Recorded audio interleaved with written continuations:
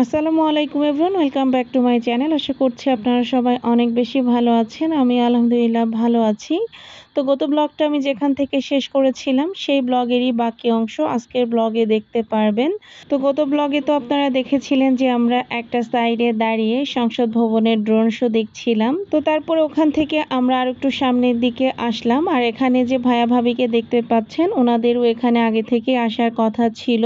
তো ভাইয়া এবং ভাবিকে খুঁজতে খুঁজতেই মূলত আমাদের আরেকটু সামনের দিকে আসা। তো এখানে এসে আমরা সবার প্রথমে একটু চা খেয়ে নিচ্ছিলাম। যদিও আজকে মোটামুটি ভালোই গরম ছিল, তবে এই দোকানের চাটা কিন্তু অনেক মজার ছিল। আমি জারিফের বাবাকে বলতেছিলাম যে নেক্সটে আরও একদিন এসে এখান থেকে আমরা চা খাবো, আমার কাছে বেশ ভালো লেগেছে। তারপর ওখান থেকে আমরা আরও একটু সামনের দিকে এসে এখান থেকে চানাচুর মাখা নিয়ে নিচ্ছিলাম। আসলে সংসদ ভবনের সামনে ম্যাক্সিমাম টাইমই আমরা এই চানাচুর মাখা খাওয়ার জন্যই আসি। আপনারা তো এর আগেও অনেকগুলো ব্লগে দেখেছেন যারা আমার রেগুলার দর্শক। তো এখান থেকে আমরা চানাচুর মাখা নেওয়ার জন্য ওয়েট করছিলাম, কারণ প্রচণ্ড পরিমাণে ভিড় ছিল যেহেতু আজকে পহেলা বৈশাখ ছিল। আর এখানে জারিফ আইসক্রিম খেতে চাচ্ছিল, তো সেটা শোনার সাথে সাথে ভাইয়া আবার জারিফের জন্য একটা আইসক্রিম এনেছে, কিন্তু জারিফ এই আইসক্রিমটা খাবে না। পরে কি আর করার, সে আইসক্রিমটা আমাকেই খেতে হয়েছে। আর এখানে আমরা নাগা মরিচ দিয়ে চানাচুর মাখা খেয়েছিলাম, তবে আজকে আমরা মরিচের পরিমাণ খুবই অল্প নিয়েছিলাম, ওই জন্য কারোরই ওরকম ঝাল লাগেনি। আর এদিকে জারিফ তার বাবার সাথে গিয়ে সে নিজে পছন্দ করে চকবার আইসক্রিম কিনে এনেছে। আর এখানে যে মামুনিটাকে দেখতে পাচ্ছেন, এটা হচ্ছে গিয়ে ভাইয়া এবং ভাবির একমাত্র রাজকন্যা। তো মাশাআল্লাহ দিলে মামুনি কিন্তু দেখতে অনেক সুন্দর। তো সবাই মামুনির জন্য অনেক অনেক দোয়া করবেন। আর এখানে ভাইয়া আবার আমাদের সবার জন্য লাচ্ছি এনেছিল। গরমের মধ্যে এরকম ঠান্ডা ঠান্ডা লাচ্ছি খেতে বেশ ভালোই লাগছিল।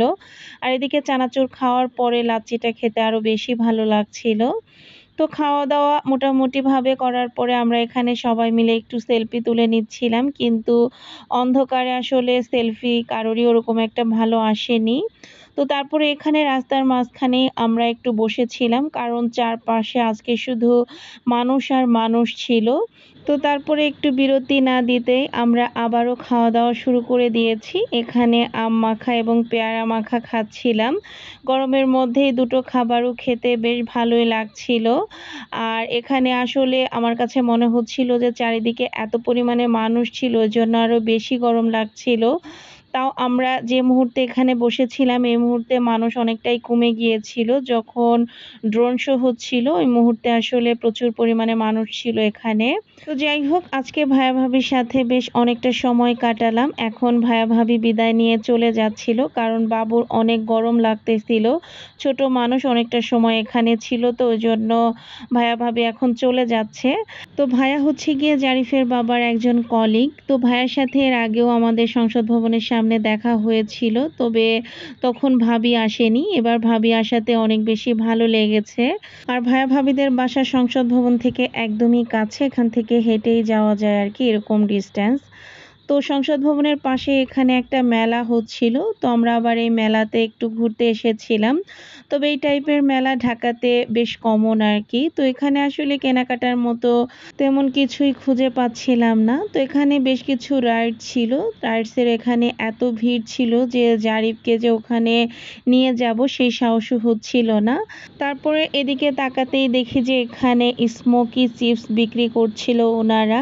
তো এই জিনিসটা দেখতে আমার কাছে বেশ ভালোই লাগছিল, তবে খেতে ইচ্ছে করছিল না কেন জানি, মনে হচ্ছিল একদমই ফাঁকিবাজি কোনো কিছু আর কি। তো এখানে দাঁড়িয়ে একটু দেখছিলাম যে ওনারা কিভাবে কি করছিল আর কি। তারপর এখান থেকে জারিফ বলছিল যে ও চকলেট খাবে, তো কোনো চকলেটই সে চুজ করতে পারতেছিল না। তো পরে অবশ্য জারিফ এখান থেকে একটা চকলেট পছন্দ করে নিয়েছিল। আমি আসলে জারিফকে এই ধরনের খাবার একদমই দিতে চাই না। জারিফের বাবা আসলে ওকে এই অভ্যাসগুলো করেছে। আমি আসলে এই বিষয়টাতে খুবই বিরক্ত, যেটা আসলে না বললেই নয়।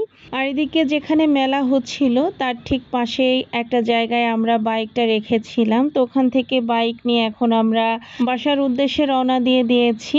আর এখন যেহেতু মোটামুটি ভালোই রাত হয়ে গিয়েছিল, তো রাস্তাঘাট বেশ ভালোই ফাঁকা ছিল। যাওয়ার সময় কিন্তু বেশ ভালোই জ্যাম পেয়েছি আমরা।